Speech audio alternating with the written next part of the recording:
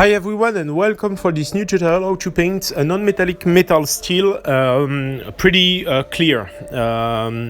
So this time thanks again to all my Patreon who support me all these years, and thanks again, and let's start for the paint.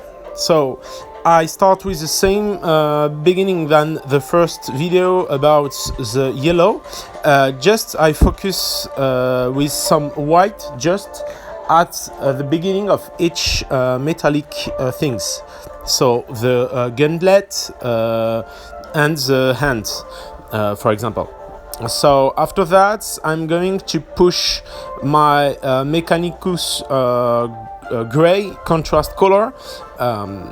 You don't need to add medium, but if you want, you can add medium and make this in 2 times, or use the black contrast and dilute with medium by 2 or 3 times. I push that to create more contrast and to see again all the different details of the weapon.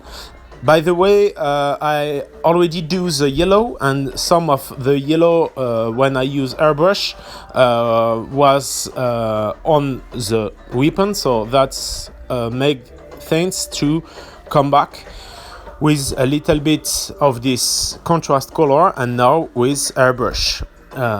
Take care about using airbrush only when contrast will be totally dry.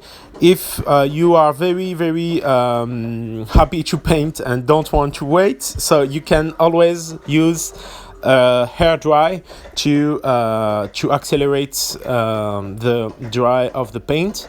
And now I focus with my white color with airbrush only on the base, as I already explained, just to focus your attention on this small part. And now I start directly with white color just to push more light on every part of the non-metallic metal. You can focus on the edges at beginning, and after that, depending on the surfaces, you are going to create some new line of white to show the reflection of the light. So for the moment it's very simple because that's just pushing light on every edges, but for example on the gauntlet, I hope that's a good word about the other weapon, on the gauntlet you can add some line on every tube. I'm not sure that's a good word too, but don't hesitate to post in the comment if I don't use the good word. And that's going to create the reflection of light. That's pretty simple because you have to push again and again the different contrasts by using white, and after that at the end we are going to use black to make some correction and to create more and more contrast. Always be sure to preserve your white color. Just if you need to have for example, if you make a line a little bit too large, you can correct with some black color. Again, I'm going to show you that at the end of the video, just by pushing a little bit black just near the white, and you are going to have a more fine line of white.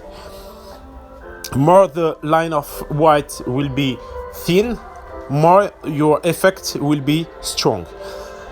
Don't hesitate when you paint the white color to make it in a different layer.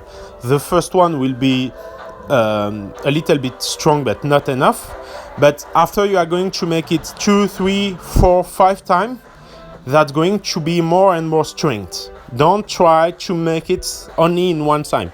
The tutorial is showing you something very quick, but it takes time. So now I start with the black just to correct the different elements, to push more contrast, and I really take care to don't reach and don't touch the white color to be sure to don't lose my different contrast. As you can see, if I put a little bit too much color, so I come back with my finger just to remove. That works sometimes, and sometimes not. So if that don't work, I just have to come back again with a little bit white.